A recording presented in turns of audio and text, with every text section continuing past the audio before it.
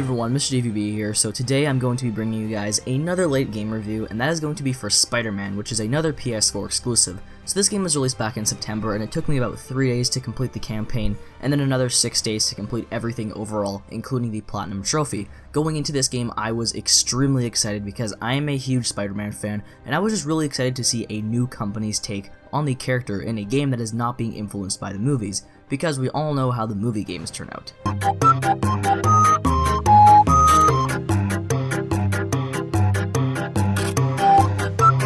Now this is a very late review. I did complete this game over 2 months ago, and I really don't have a reason as to why I've waited so long to review it. I just thought I would get this out now before the end of the year happens. So what did I think of this game? Well, I think this is a great game. This is definitely the best Spider-Man game we've had to date, and trust me, I've played a ton of Spider-Man games. I just think this game nailed pretty much everything it needed to in order to get a fantastic Spider-Man game, whether it's the story, the characters, the gameplay, everything here was done to perfection. Now, it's not a flawless game, there still is problems, and I will get into those problems later on, but first I really want to talk about the pros in this game. First of all, Insomniac nailed the character of Peter Parker. This is by far the most important thing in a Spider-Man game, and they just outdid themselves here. I loved how the story really tied into his personal life, showing us how what he does as Spider-Man affects who he is as a normal human being. You get to see him working with Dr. Octavius, working on scientific equipment. We get to see Mary Jane in this game and their two's relationship and how it's kind of failing and how they're trying to work things out. She's working for the Daily Bugle currently, and there's actually some levels where you actually get to play as her. Those missions were really cool. There's some other characters in this game from the comics like Miles Morales that you can play at some points. So I really liked the story of this game in the sense that it showed us a bunch of different characters. That being said, it is still 100% focused on Spider-Man here. I don't want to make it sound like this game is, kind of a Peter Parker slash Spider-Man slash Mary Jane game, because it's not. It's definitely a Spider-Man game at its core. Something that's probably even more important than the characters is the gameplay in a Spider-Man game, and Insomniac did a fantastic job here. I absolutely love the web slinging in this game. It is by far the best we've seen in a Spider-Man game. It is completely momentum based. It feels like you're building up speed. You can go into a building, and instead of just falling or smacking into it, Spider-Man will continuously run on the side of it. You can jump to other buildings, do air tricks. You can actually incorporate the web slinging into your combat if that's the kind of style you want. So there are so many options and things to do with the web slinging here, especially when you have this huge open city to explore, which, by the way, the city in this game is great because the game's graphics are very nice. There are some character models that don't look the best, but overall exploring the city was something I found super enjoyable. And after hours of playthrough, the web slinging doesn't get old. It still feels really fresh, and that is something that I just absolutely loved. The combat here is also really great. It's not just you pressing square and circle the entire time to punch and dodge enemies. There's also lots of different web variations that are incorporated into the combat, so you can use different types of web shooters, whether it's electric webs, web grenades, impact grenades, different things like these that are really cool to use, and I really liked incorporating those into my combat style, as it was really funny just sticking enemies to each other and then getting them stuck on different things. You can also do lots of environmental takedowns here, so if you find something in the environment that you can use to your advantage, definitely use it because it's going to be really cool looking. The animations here are just really slick and smooth. Now, something that I loved about the combat, it has a very nice, smooth, and fast look to it. There are some stealth missions as well that I thought were well put into the story. They weren't as big as the ones in the Arkham games for sure. Those games went really in depth with the stealth missions, but they're still pretty serviceable here, and whenever they came up I found myself having lots of fun.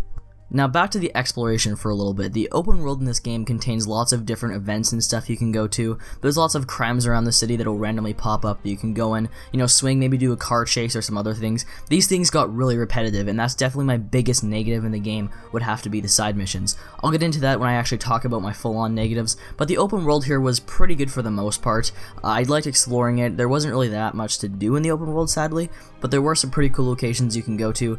Sometimes you'll find backpacks. These will include different little items that tell you some, lore and that kind of stuff towards Spider-Man's character. So things like that I really liked. And overall, there were just lots of hideouts you can go to that you would get base points from. These base points and backpack points and all these things can be used to purchase new suits, and these suits each have their own abilities. And one thing that I really liked that Insomniac did here was you can actually mix and match abilities with different suits. So let's say you have a suit but you hate the ability for it, you can switch that ability out for something else. You're not forced to stick with a specific suit ability. Alright, now it's time to move on to the negatives. So I do have quite a bit of negatives here, sadly. Like I said earlier, this is not a perfect game. It definitely has some flaws, and some pretty big ones at that. Now, first of all, I'm going to talk about the story here. The story for the most part was really great here. Like I said earlier, I love the characters. I like the way they went with showing Peter's life and the way the game had a great emotional core at the center of it, but I did have some problems with the second and third act. The first act was actually damn near perfect in my opinion. I loved seeing Peter take on this new terrorist threat known as the Dragon's Breath, this unknown group where they're causing all this destruction to the city, and their main plan is to do something with Norman Osborn. That was something that I really liked, but then the second and third act just kind of fell apart for me. The second one kind of dragged on for a little bit. It felt kind of uneven. Nothing really spectacular happened there. There was no big events until the very end, where you finally see the Sinister Six, and then the third act was just, here's the Sinister Six, beat them in 2 hours, and then take out the final boss. That just felt really out of place in my opinion, and I actually think the game would have benefited had they just kind of removed the Sinister Six from the game and maybe thrown some of those villains into the side missions, because the side missions in this game are severely lacking. This is by far my biggest issue with the game. First of all, a lot of these side missions are extremely repetitive, mainly the crime ones. Now, like I said earlier, I did get the Platinum Trophy, and in order to get the Platinum Trophy, you have to complete at least 25 crimes in like each district. This is something that got so repetitive after like the first hour, because all of these crimes are just rinse and repeat of the exact same thing. You're gonna find yourself doing a car chase about 10 times, a store robbery about 10 times, jetpack troopers 10 times. It got so boring after a while that I really found myself just basically forcing myself to do this as almost like a chore in order to get the final Platinum Trophy.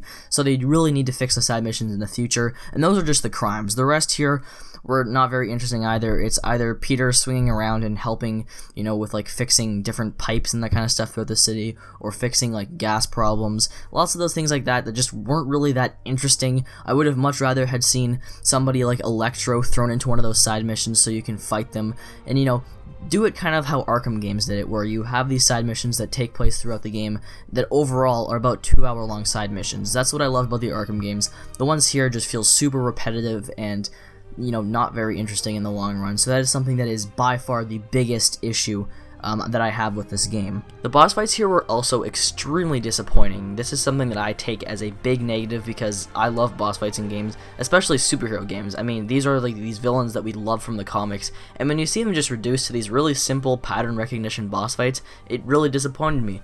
Look at the Arkham games. Those games had fantastic boss fights. There were really tough ones, and there was ones that required you to use a lot of different techniques. Here, there's basically none of that. There was only one boss fight in this game that I found to be difficult. That was the final one. All the other ones here were really easy, and I would actually say that in this game, going up against a group of about 10 jetpack troopers was harder than fighting like Electro or Vulture.